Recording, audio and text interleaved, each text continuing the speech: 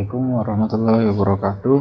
Nama saya Muhammad Haikal Azam dari kelas 12 RPL 4. Kerajaan Samudra Pasai terletak di Aceh dan merupakan kerajaan Islam pertama di Indonesia. Kerajaan ini didirikan oleh Ngurah Silu pada tahun 1267 Masehi.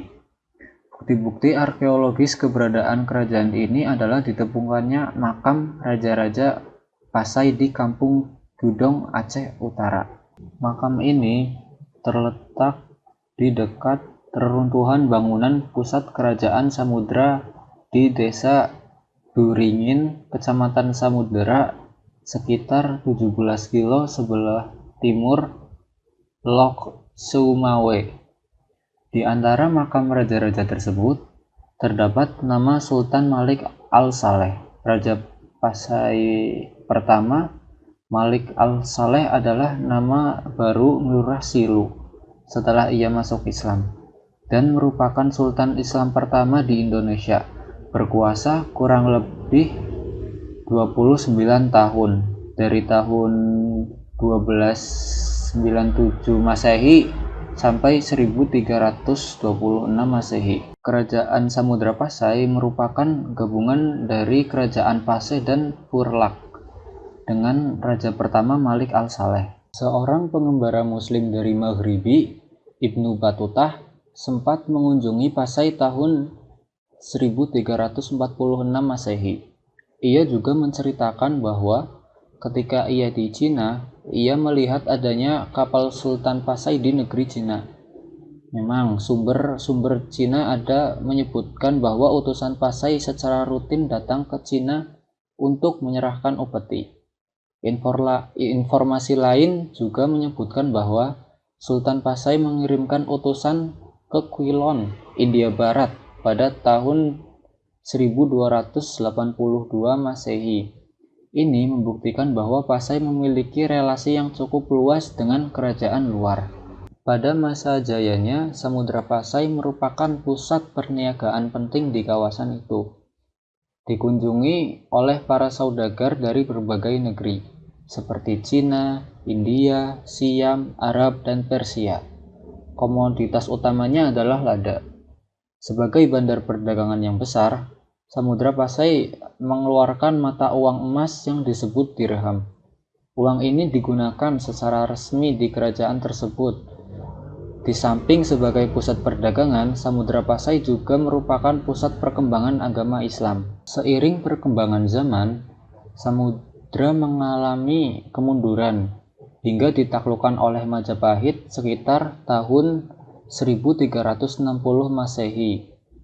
Pada tahun 1524 Masehi ditaklukkan oleh Kerajaan Aceh. Berikut ini adalah silsilah dari Kerajaan Samudra Pasai. Rentang masa kekuasaan Samudra Pasai berlangsung sekitar 3 abad, dari abad ke-13 hingga abad 16 Masehi. Wilayah kekuasaan Kerajaan Samudra Pasai mencakup wilayah Aceh ketika itu. Pimpinan tertinggi kerajaan berada di tangan sultan yang biasanya memerintah secara turun-temurun.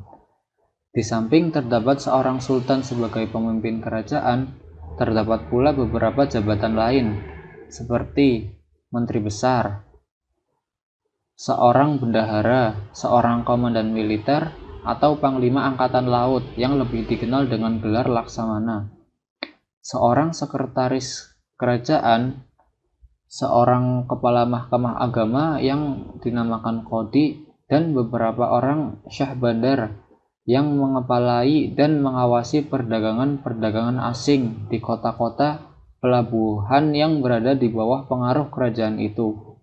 Biasanya, para syah bandar ini juga menjabat sebagai penghubung antara sultan dan pedagang-pedagang asing. Selain itu, menurut catatan M. Yunus Jamil, bahwa penjabat kerajaan Islam Samudra Pasai terdiri dari orang-orang alim dan bijaksana.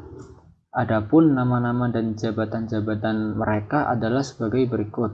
Pertama, Srikaya Sayyid Ghiyasyuddin sebagai Perdana Menteri, kedua Sayyid Ali bin Ali al-Makarani sebagai Syekhul Islam, ketiga Bawakayu Ali Hisamuddin al-Malabari sebagai Menteri Luar Negeri. Kerajaan Samudra Pasai yang didirikan oleh Merah Silu bergelar Sultan Malik Al-Saleh sebagai raja pertama yang memerintah tahun 1285 sampai 1297 Masehi. Pada masa pemerintahannya, datang seorang musafir dari Venetia, Italia, tahun 1292 Masehi yang bernama Marco Polo. Melalui catatan perjalanan Marco Polo lah, maka dapat diketahui bahwa Raja Samudra Pasai bergelar Sultan.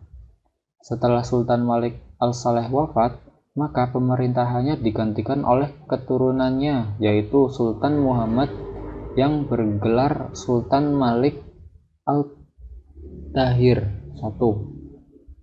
Memerintah pada tahun 1297 Masehi hingga 1326 Masehi. Pengganti dari Sultan Muhammad adalah Sultan Ahmad yang juga bergelar Sultan Malik Al-Tahir II. Pada masa ini, pemerintahan Samudra Pasai berkembang pesat dan terus menjalin hubungan dengan kerajaan-kerajaan Islam di India maupun Arab.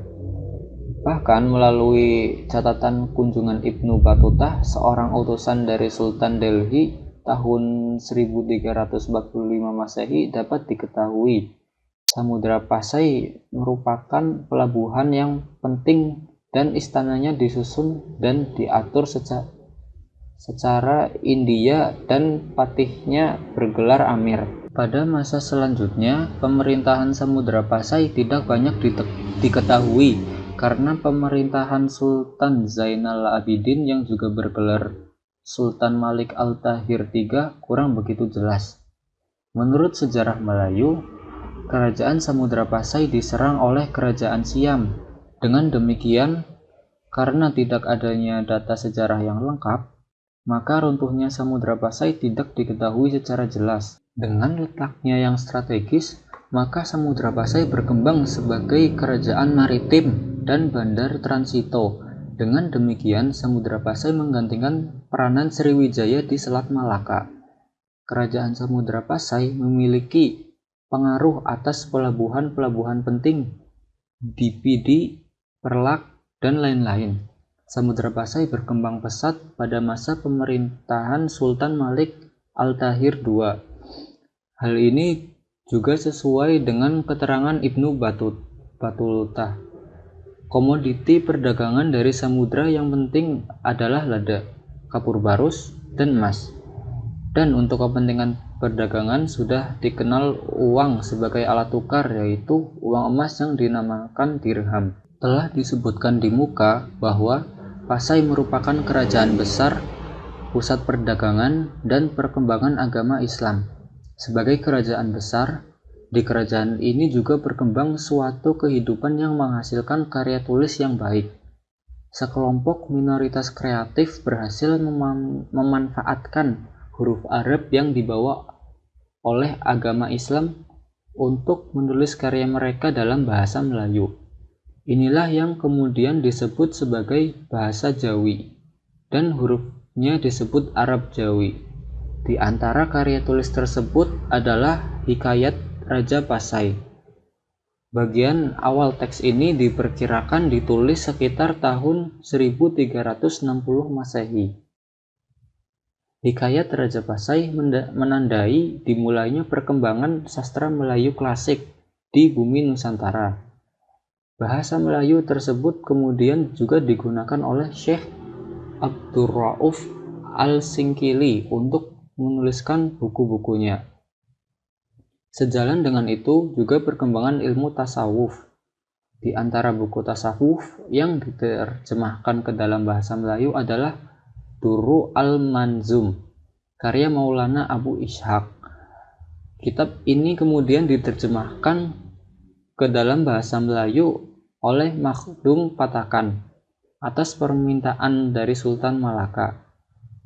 Informasi di atas menceritakan sekelumit peran yang telah dimainkan oleh Samudra Pasai dalam posisinya sebagai pusat tamadun Islam di Asia Tenggara pada masa itu.